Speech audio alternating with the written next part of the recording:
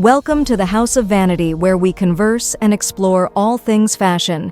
In today's video, I will take you on a trip to the ever-blossoming city of style, art, and rich cultural heritage. You guessed it right, we're heading to Florence. Italy is called the jewel of the Renaissance, as it was the center of medieval European trade, and one of the wealthiest cities during that time. It is also the first home of Italian fashion, as soirées were held in the early 50s and was later on regarded as the birth of the Italian school, contrary to the popular belief that it was the French haute couture. Florence is undoubtedly a fashion capital of the world. Housing major brands and numerous fashion studios around the city, it is home to the Italian fashion establishment Salvatore Ferragamo, notable as one of the oldest and most famous Italian fashion houses. Gucci, Enrico Coveri, Emilio Pucci, Patrizia Pepe, Ermanno Cervino, and many others are founded and located in Florence. Prada, Roberto Cavalli, and Chanel have large offices and stores in Florence or its outskirts. Florence's main upscale shopping street is Via dei Tornabuoni, where major luxury fashion houses and jewelry labels such as Armani, Ferragamo, and Bulgari have their boutiques. Now that I've touched on the so-called soirées, you may or may not have heard of the PITTI UOMO. If we're being technical, PITTI UOMO means Pitti Men in English, but most importantly, it is one of the world's most important platforms for men's clothing and accessory collections, and for launching new projects in men's fashion. It's held twice yearly in Florence at the Fortezza di Basso, but the said event started in February 1952, when Giovanni Battista Giorgini, a descendant of a noble family from Lucca, set up the fashion show in his own Florentine residence called Villa Torrigiani. It was originally called the First Italian High Fashion Show, and journalists, buyers, and the likes from all over the world were invited to attend said runway shows, hosting some of Italy's most important fashion brands. After its huge success, the event was moved to a different location the following year, in Florence's Grand Hotel, and it wasn't until years later, in 1972, that PITTI UOMO was cemented in its historic location, which is the Sala Bianca in Pitti Palace, thus its official name, and it was also when the event became solely dedicated to men's fashion. So now that you know its history, it's time to talk about what PITTI UOMO has become now that it's on its 52nd year of being held biannually, every January and June for 4 days. PITTI UOMO is today housed in Fortezza di Basso, its official location since 1982. The space functions as a trade fair, vaunting an array of stands for vendors to present their products. Imagine boutiques after boutiques in just one space and a showcase of pre-launched couture. In the days of the event, Florence's Santa Maria Novella area and the historic center, more specifically the railway station and the Fortezza, are transformed by Pitti's intriguing atmosphere, and just by strolling through the streets, you'll pass by men dressed in unique and creative clothing and, of course, the latest fashion trends. The event has become more and more well-known that the PITTI UOMO eventually became a hotspot for fashion enthusiasts all over the world. As the scale expands, global retailers also flock to the gathering, showcasing every style you could think of. Aside from boutiques, there are also micro-shows from the likes of Andrea Bocelli, legendary brand installations, and specially curated runway shows to look out for. You might be asking, how is PITTI UOMO different from New York, Paris, or Milan Fashion Week though? It's simple. Brands in PITTI UOMO are somewhat considered as equals. There are no superstar designers because it is a selection of the world's best menswear brands and artisans. It is still a trade show, just like how it started. Like on the scene, you'd notice buyers, sellers, and craftsmen showing off beautiful handmade shoes and suits, as well as buyers from the leading stores across globe handling merchandise and placing orders for next year.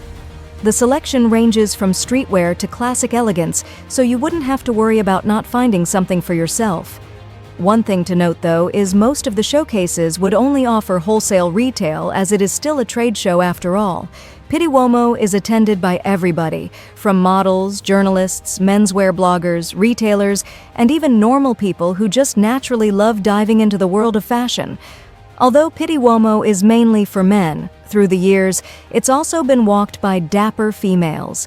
Usually clad in more structured silhouettes and oversized coats, women attract just as much attention as men in Pitti Uomo.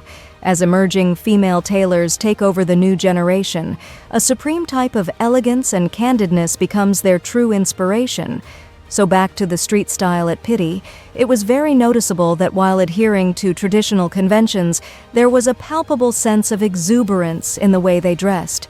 It was certainly overcoat weather in frosty Florence, so it was no surprise to see long coats rendered in wool and cashmere fabrics. But instead of the big coats smothering their outfit, the over-the-shoulder style was frequently adopted so that the color and texture of their other garments could peek through. There would be an occasional pop of color, but on the whole, it was a clever layering of different shades of muted tones that was observed.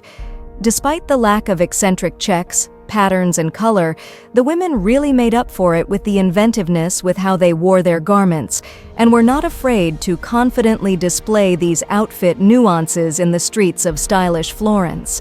Down to the bags and accessories, women did not disappoint, countering men's luxurious show of leather briefcases with their satchels and handbags.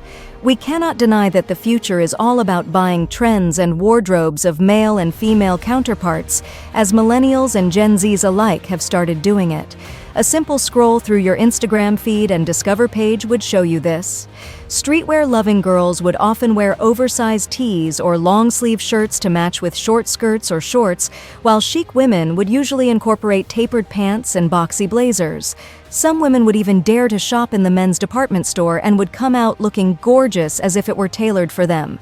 Mixing masculine and feminine clothing now became a common theme in the fashion world, as it's often toyed with on runways and in editorial spreads. But how exactly do you champion a masculine but elegant look? Textures, textures, textures. Layering will add depth to an outfit. It looks more well thought out and complex versus simply putting on a flashy investment piece. For example, you could wear a linen long-sleeve shirt as your base, then a wool-trimmed vest on top of it.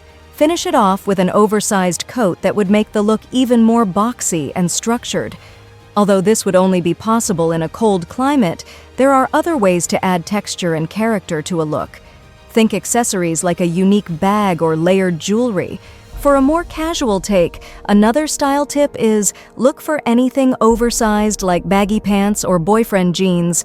You can easily put it together and already have the masculine effect you want to achieve. The good thing about these pieces is that they're timeless and uncomplicated, but still stylish. For those of you who love slaying but wouldn't necessarily put on too much effort thinking about what you want to wear, these hacks are especially for you. Although menswear has evolved a lot, it is still a known fact that neutral colors are highly incorporated into masculine looks than vivid and bold colors. Neutral colors would also make clothing pieces more versatile and timeless, and they can work with any outfit. Neutral colors are more refined in a sense that you can easily mix and match it while crafting different outfits. Choosing the right colors for your outfits can instantly improve your look, and if you put together the perfect combination of colors, you'll easily dress gender neutral and create ambiguity. Lastly, choose high-quality clothing and create a capsule wardrobe with it. Instead of investing on multiple pieces and buying often, a few staple pieces could instantly make your style more edgy and on point. High quality doesn't always mean designer or expensive. It's more realistic to look at the fabric and overall usability of a piece. An example of this are premium shirts that not only look better, but also last longer. Well-fitting, tailored shirts are a crucial part of the classic masculine look. They can easily be worn by women to put together an androgynous outfit. Now that we talked about how to fashionably acquire a more masculine and relaxed style, I hope you already have some clothing pieces in mind that you can incorporate in your OOTDs next time. Pitti Uomo 106 is just around the corner, and I cannot wait to see the fashionable takes of both men and women attending. Some rookie brands will also be featured this June 11th to 14, and they are already gaining attention in the community.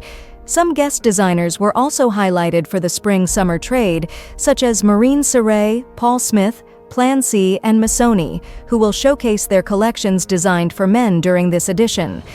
Under the unique and vibrant theme of Pitti Lemon, there will be approximately 790 brands from across the planet, with 43% hailing from outside Italy, will unveil their Spring-Summer 2025 collections throughout the fairground's varied exhibition areas like Fantastic Classic, Futuro Maschile, Dynamic Attitude, Super Styling, I Go Out, and more.